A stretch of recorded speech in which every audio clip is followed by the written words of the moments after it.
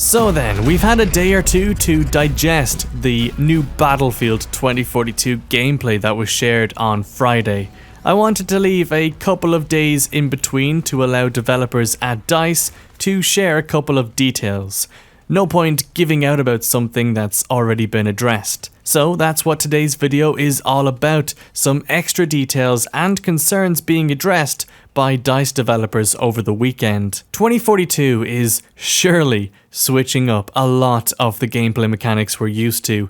Melee takedowns are now third person, specialists each have unique traits and gadgets, and the movement around the game world is much faster than before, based on this gameplay anyway. Specialists like McKay can use their grapple hooks to get to just about anywhere, and the vehicle call-in tablet means the map is much more accessible. Not everything is being so well received, however.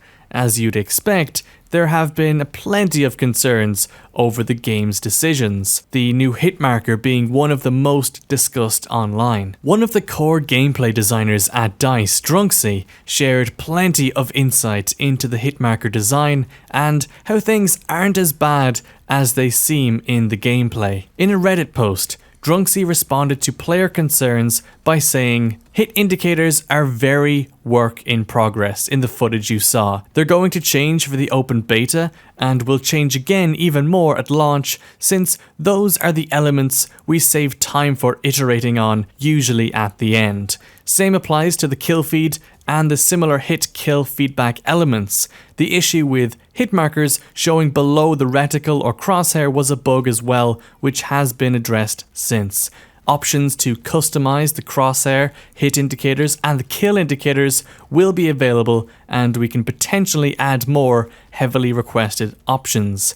He continued on Twitter to state, "Yellow is headshot, blue is armor hit. Those hit indicator are super work in progress and will change for the open beta and will change even more at launch alongside other things that make the hit and kill confirm feedback." This is just a case of the gameplay being shown is actually taken from a much older build of the game, and bugs we're seeing have already been addressed in the most up-to-date version. Some further clarification on the Conquest game mode came from Callie, one of the level designers working on 2042. He shared that there are multiple sectors per map, each sector containing an unspecified number of flags. For example, on the orbital map, there are a total of 6 sectors, so to win the round, your team will need to control the majority of these 6 sectors. In order to capture each sector though, you'll need to control the flags within. Once again, on the orbital map, there are 6 sectors, but 8 flags altogether. A sector can contain up to 3 flags. These are represented as A1, A2 and A3, though some sectors may contain 2 flags or just even 1 flag. So again, on orbital, 4 sectors are 1 flag sectors and 2 sectors are 2 flag sectors, making 8 flags altogether. This will make some sectors harder or easier to control. A really cool way of doing Conquest in my opinion. It might be the change a lot of players like myself have been asking for. Moving on to the final point in the video, it has become very clear that a lot of the animations and gameplay mechanics shown in the gameplay clips we were shown on Friday is work in progress. Like Lossy mentioned, the gameplay comes from a much older build of the game, so a lot of the concerns players have are already addressed.